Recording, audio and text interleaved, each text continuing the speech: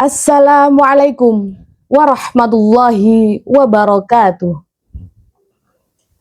Alhamdulillahi rabbil alamin. Hamdan syakirin, hamdan na'imin, hamdan yu'afi ni'amahu wa yukafi'u mazidah. Allahumma salli wa sallim ala Sayyidina Muhammadin wa ala alihi wa sahbihi ajma'in. Qala Allah Ta'ala fil Qur'anil Karim, A'udzu billahi minasyaitonir rajim. Bismillahirrahmanirrahim.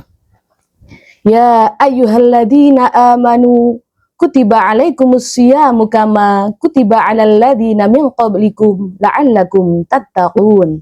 Shadaqallahul azim. Amma ba'du.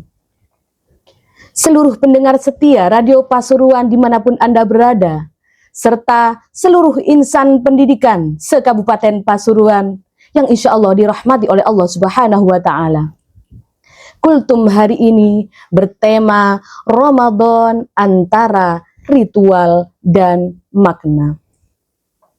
Di pertengahan Ramadan ini, tentu kita semua sudah melaksanakan banyak sekali ritual amal ibadah, seperti puasa, makan sahur, berbuka puasa, sholat taraweh, tadarus Al-Quran, sodako, dan masih banyak lagi ritual amal ibadah yang lainnya.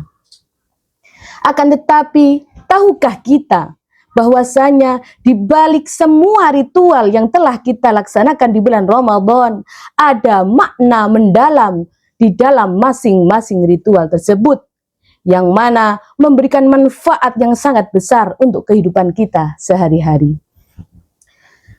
Ada satu kisah yang diceritakan dari Sayyidina Ali bin Abi Thalib karamallahu wajhah. Pada suatu hari di bulan Ramadan, ada seseorang datang kepada Sayyidina Ali. Seseorang itu bertanya, "Ya Amirul Mukminin, aku sudah melaksanakan semua ritual Ramadan. Aku berpuasa mulai dari pagi sampai maghrib tiba. Aku makan sahur dan berbuka puasa tepat pada waktunya. Bahkan aku bisa menyelesaikan 1 juz Al-Quran dalam 1 hari. Tetapi mengapa aku masih belum merasakan ada perubahan dalam diriku?" Sayyidina Ali pun terdiam, tidak langsung menjawab pertanyaan orang tersebut. Kemudian Sayyidina Ali mengajak orang itu berjalan ke pasar. Di tengah keramaian, mereka melihat ada seorang anak kecil yang sedang menangis karena lapar. Kemudian Sayyidina Ali berkata, "Engkau hanya lapar sehari karena berpuasa.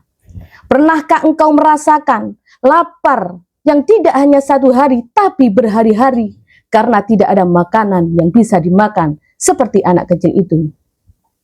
Orang itu langsung terkaget dan tersadar, kemudian mengucapkan syukur alhamdulillahirabbil alamin, karena ternyata dengan berpuasa dia bisa merasakan penderitaan yang dialami oleh orang lain, sehingga tumbuhlah dalam hatinya sifat empati dan tumbuhlah dalam dirinya sikap suka menolong kepada orang lain, seperti yang diajarkan oleh Rasulullah Shallallahu Alaihi Wasallam dalam hadis riwayat Bukhari Muslim.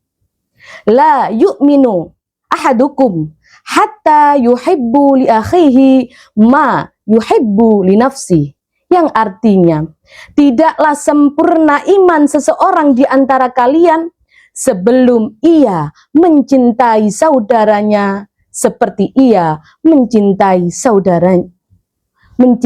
dirinya sendiri.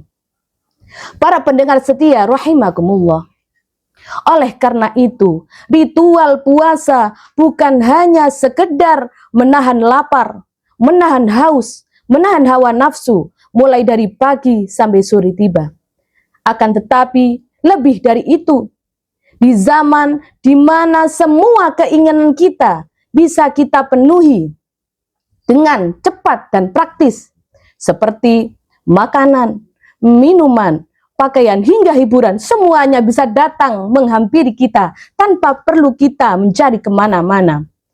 Dengan berpuasa, kita diajarkan untuk bisa mengendalikan diri kita, mengendalikan semua keinginan kita yang belum tentu menjadi kebutuhan kita. Para pendengar setia rahimakumullah, selanjutnya Sayyidina Ali mengajak orang itu berjalan menuju masjid. Di dalam masjid, mereka melihat ada seseorang yang sedang membaca Al-Quran dengan lantang, tetapi dia tidak paham apa maknanya. Sayyidina Ali pun berkata, membaca Al-Quran adalah ibadah yang sangat mulia. Akan tetapi, jika hanya sekedar dibaca, tanpa dipahami maknanya dan diamalkan dalam kehidupan sehari-hari, maka akan seperti air yang mengalir di atas batu yang tidak memberi manfaat apa-apa. Para hadirin rahimakumullah, kita ketahui bersama ketika Ramadan tiba, banyak di antara kita berlomba-lomba memperbanyak bacaan Al-Quran, memperbanyak menghatamkan Al-Quran. Akan tetapi, di balik banyaknya ayat yang dibaca, apakah semuanya dipahami maknanya? Apakah semuanya diamalkan dalam kehidupan? Tentu masih belum. Oleh karena itu, marilah kita ingat bersama pesan Allah Subhanahu wa Ta'ala dalam Al-Quran surah Al-Baqarah ayat 185. Syahrul Ramadan alladzi unzila fihi al-Qur'an hudal linnasi wa bayyinatin minal huda wal furqan, yang artinya bulan Ramadan adalah bulan di mana diturunkan Al-Quran sebagai petunjuk bagi manusia agar mereka bisa membedakan mana perkara yang hak dan mana perkara yang batil. Oleh karena itu, di tengah kebisingan informasi di media sosial dan keasyikan kita dengan gadget kita masing-masing, membaca Al-Quran tentunya bisa menenangkan hati dan jiwa kita. Tentunya dengan tidak hanya membaca, tapi juga memahami makna dan mengamalkannya dalam kehidupan kita sehari-hari. Para pendengar setia rahimakumullah, selanjutnya Sayyidina Ali bin Abi Thalib mengajak orang itu melanjutkan perjalanan menuju rumah. Menjelang maghrib tiba, Sayyidina Ali memanggil beberapa orang fakir miskin untuk diajak bersama untuk berbuka puasa. Kemudian Sayyidina Ali berkata, wahai sahabatku, sesungguhnya ritual Ramadan bukan hanya milik kita sendiri, akan tapi juga milik orang lain. Para pendengar setia rahimakumullah, dari kisah tadi kita mendapatkan beberapa pelajaran tentang ritual Ramadan. Mulai dari ritual sahur.